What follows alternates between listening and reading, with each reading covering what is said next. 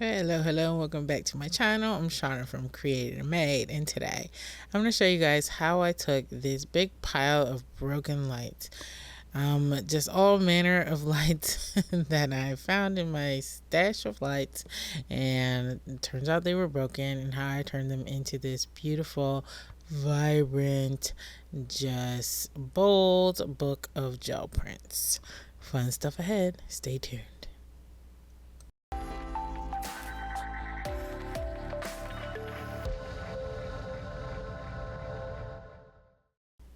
Okay, so let's jump in and take a look at this pile of lights. Now, these are old Christmas lights.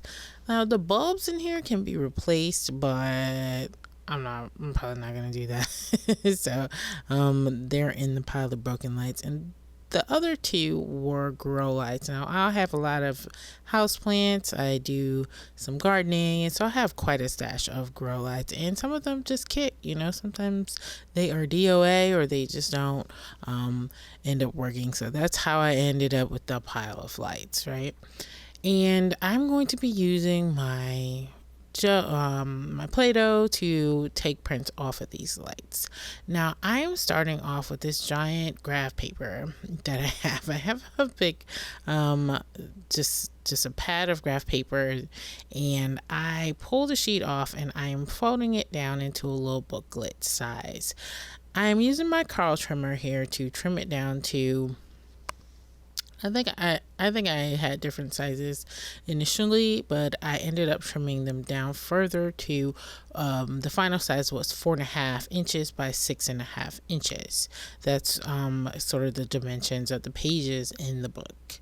And I will have a link to all of my supplies in the description. Now, if you've watched my channel before, you've seen me use this Play-Doh many times. Now, for those who haven't seen it, or you just want to see it again, I'm going to demonstrate how I use the Play-Doh.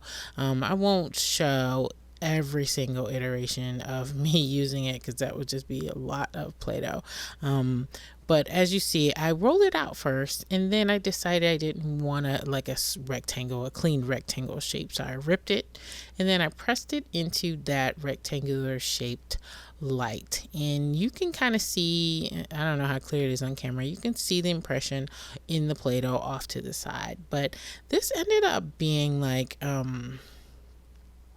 it's hard to really tell when you look at an object what it's going to be, what it's going to look like once you print with it. And I wouldn't have been able to anticipate what this one turned out looking like, but it's a fairly straightforward process here. I am going to do some layering of the colors though to sort of make it a bit more interesting. So there's the first layer, and I did it in blue, and I am going to do several different versions of the same prints because I'm putting them in a book form, and I just want to utilize I picked 4 colors to use for the book, and so I'm going to do them in several different colors. I'm going to mix and match the colors, and it's just it's just a bit of variation from what I would normally demonstrate in a video like this. So over the top of that blue, I put this color that's called Rouge. It's a deep sort of purpley magenta-y color that I really enjoy. And then because that blue paint was already dry, you have to let that first layer dry. I was able to do a second print of the same pattern over the top, and I made sure that I sort of varied the placement of the Play-Doh so that when I'm not just printing the same pattern on top of itself, which is kind of hard to do actually with this shape of Play-Doh. But so I did a couple layers, and this one actually I put a third layer of a really pale pink as the top layer that you see there, and then I'm pulling the print with some fluid matte gel medium.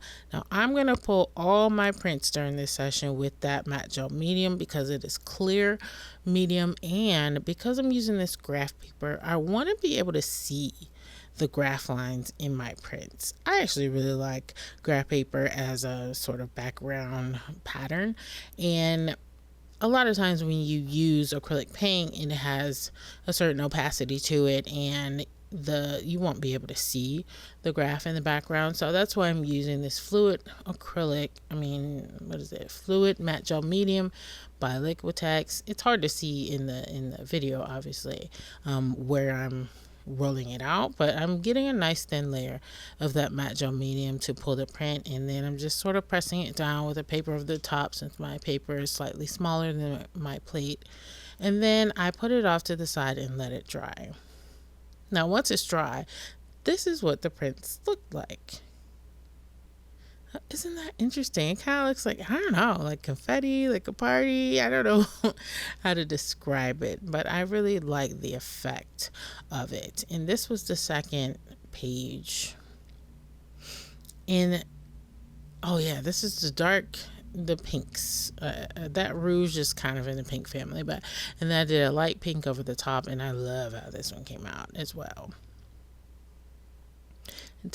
Oh yeah, I ended up, I think, doing 4 different iterations of this pattern, because there wasn't a whole lot of prints that I could feasibly take with that particular rectangular light.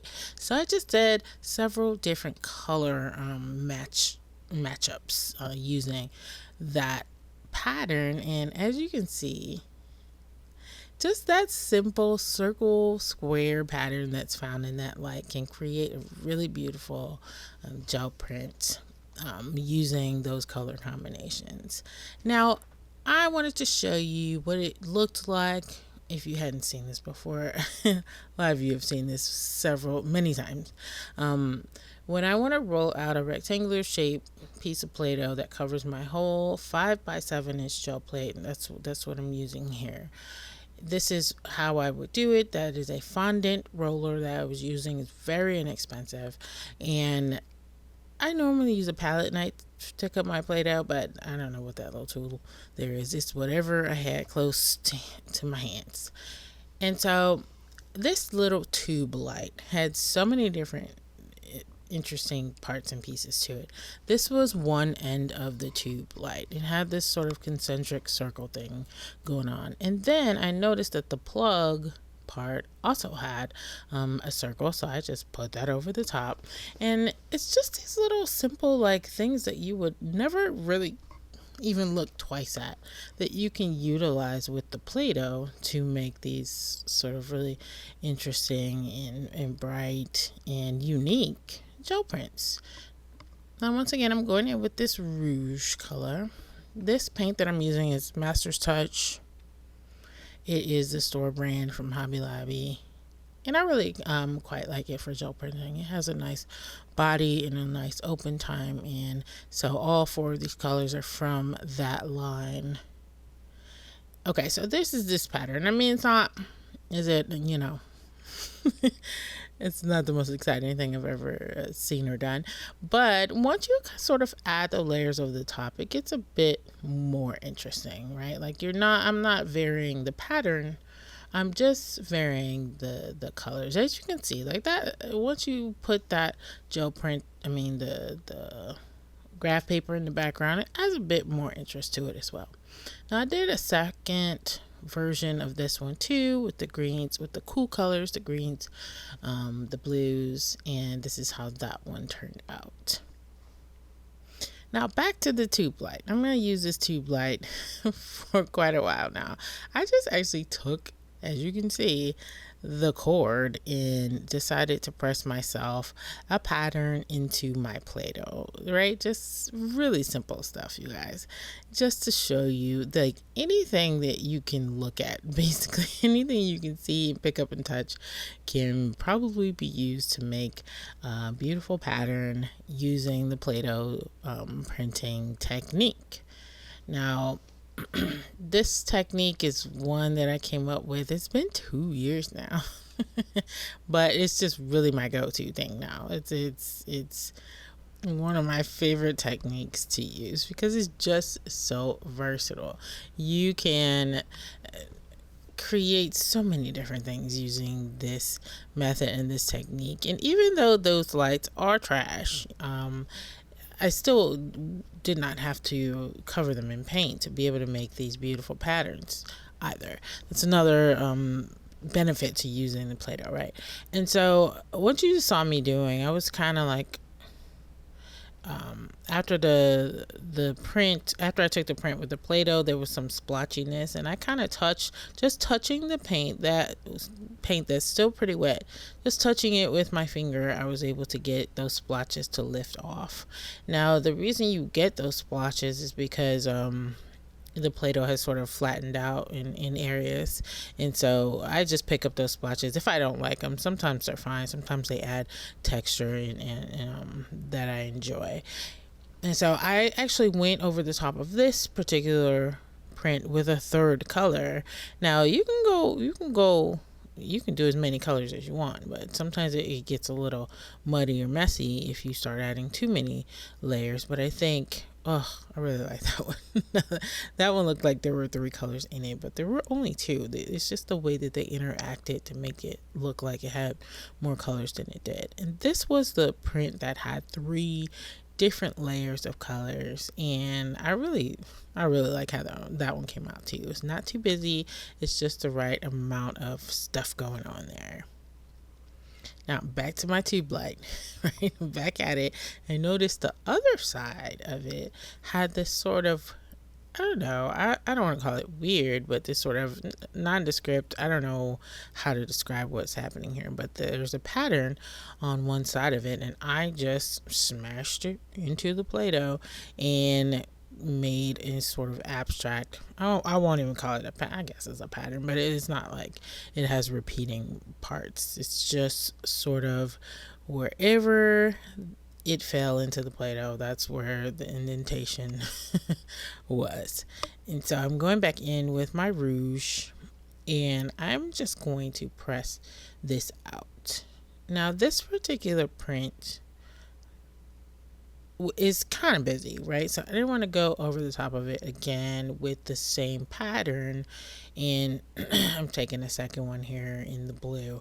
I didn't want to go over the top of it like I've been doing with the other patterns. So what I did is I took one of those Christmas light bulbs that you saw me pull off of those Christmas lights, and it had a little ball at the top of it, teeny tiny ball, and I use it to make that sort of dotted pattern that you see over to the side.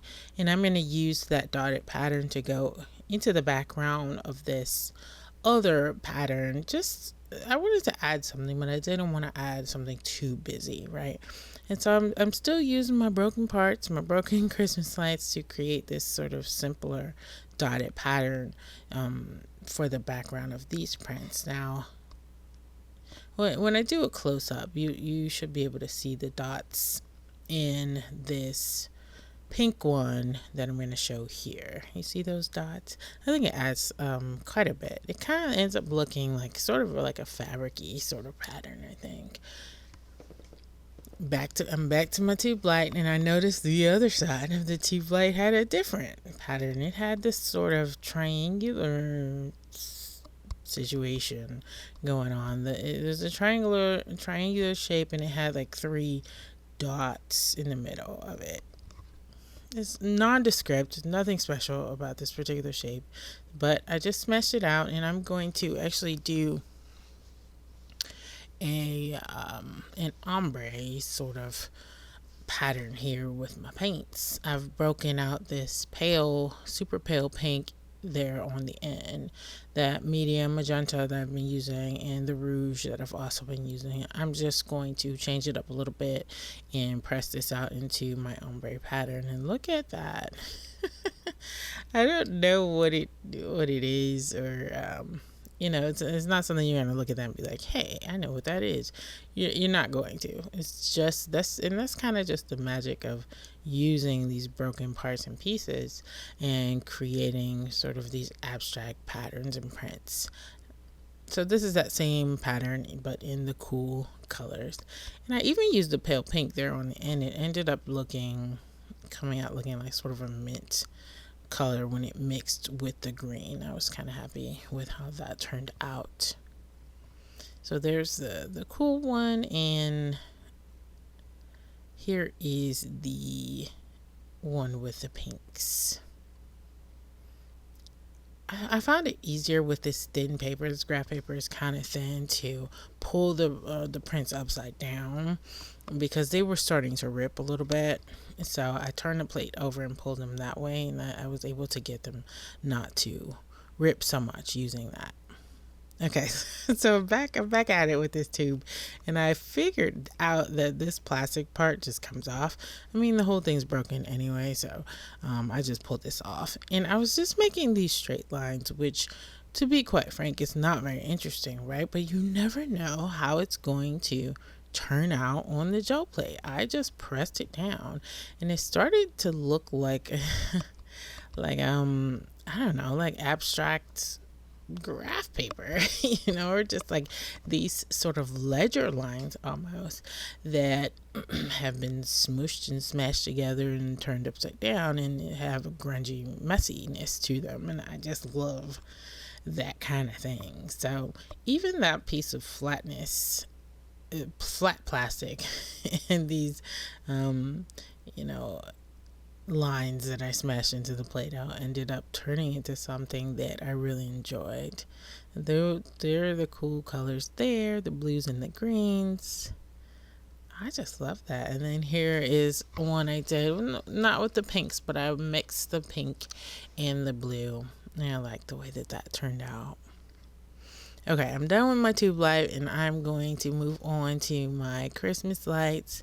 And I broke one of the bulbs off, and it had like sort of a crystally kind of pattern on it, and so I just decided to try to capture that pattern, and I took this little thing and just started rolling it into the Play-Doh. And this was a little fussy. It didn't always behave or go where I wanted it to go, but I was still able to get a pretty cool impression of that design that it has in the glass. So there's that. And I'm gonna go ahead and, like I've been doing, take my multiple prints using the different color combinations. Here's the rouge.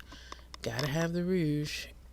And I was pretty impressed actually with how this printed. I really liked this one. Look at all that detail. Like, that is so much detail for just like a piece of nothing. Like, what is that? A piece of a bulb of a broken Christmas light. That's crazy. And so this was I did the pink, the warms and the cools like I've been doing. And I was hesitant about going over the top of this with another layer of this really busy print.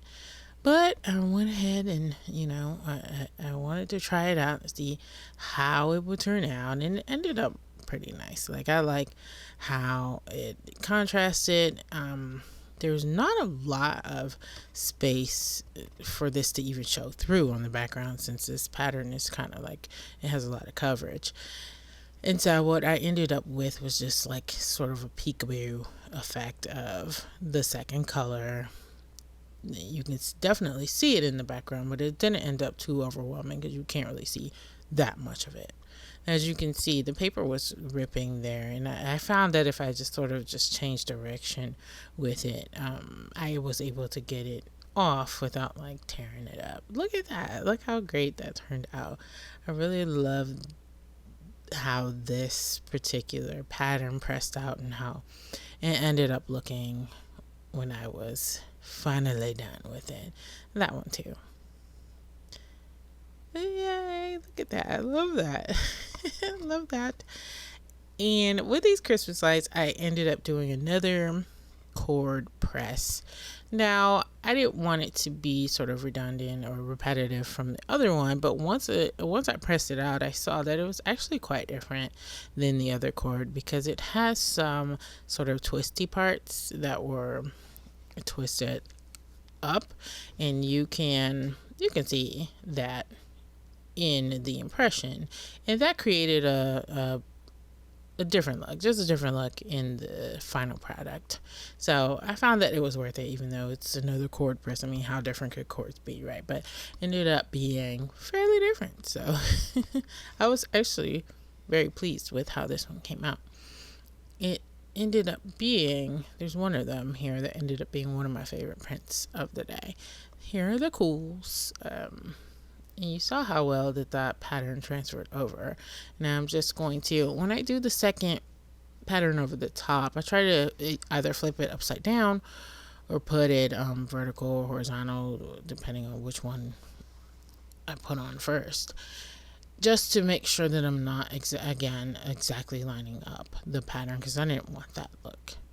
Then it was this one right here, the pink with the green, that ended up being one of my favorite prints of the day, because again, it looks like it's 3 different colors, but it's really just the rouge and the green, and the interaction between the two created that very cool what looks like a third color. And there's the cools. So you can see those ended up being really different from the first quartz. Okay, so really quickly, I'm not going to do a whole breakdown of this, how I made my little book, but I scanned some of the gel prints and I printed them out onto these papers that you're seeing here. This one is sort of a glitter sticker paper, and the other one is actually called duct tape paper. And you can't really see it on the camera, but it has the consistency of duct tape. And I just adhered those two together and I folded it over to make this cover. I mean, it's pretty sturdy because the duct tape material really is like duct tape, so it's fairly sturdy. And I am just really quickly doing a 3-hole pamphlet stitch and sort of joining my cover to the pages that you saw me print. And this is what I ended up with at the end of the day. Now, I really like how these came out. I love it. I just love this kind of stuff. And I'm doing a flip through for you guys here. Now, this is just obviously the beginning of a journal. These are just backgrounds. Now, you can add anything you want. You can add tags, you can add ephemera, you can add sentiments. Just go through and make this your own as far as it being an art journal, right? So here are all the pages, all the flip throughs, and all the prints that I was able to make. And I really like this so much so that I decided, as I said, to scan everything. And as you can see here, I created a couple products that you guys can purchase if you're interested. These are ATCs. They are 2.5 inches by 3.5 inches, sort of a standard ATC size. You get 20 of the prints that I made today. These are just examples of the kind of just really quick and simple things you can make using these as backgrounds for your artist trading cards. Now, I will post a link to where you can purchase any of these if you're interested, right? Now, I also made just a set of 4x6 papers. So if you don't like the small ATC size, I have a 4x6 size, and these are great for making your own tags, for obviously using these as card bases, card backgrounds, whatever you want to use them for, right? Now, this is what I printed these on matte photo paper, so it has the thickness of a photo paper. It's not super thick, but it is really lovely for getting great prints after you scanned your items. And the final product that I made is a set of digital papers. Now, these are just JPEGs that you can download and print out. They're super high res, so you can print them at basically whatever size that you want to print them at. So you're not limited to the ATC or 4x6. You could do whichever size you want. So if you're interested in these prints, I will drop a link in the description as to where you can find them. Well, that's it for this video, you guys. I hope you enjoyed it, and if you did, please go ahead and hit that like button, and don't forget to subscribe. And before you go, you might as well check out one of these videos off to the side. You might just find something that you'll enjoy. Well, I hope to see you guys next time, and in the meantime, keep creating and making. Bye bye.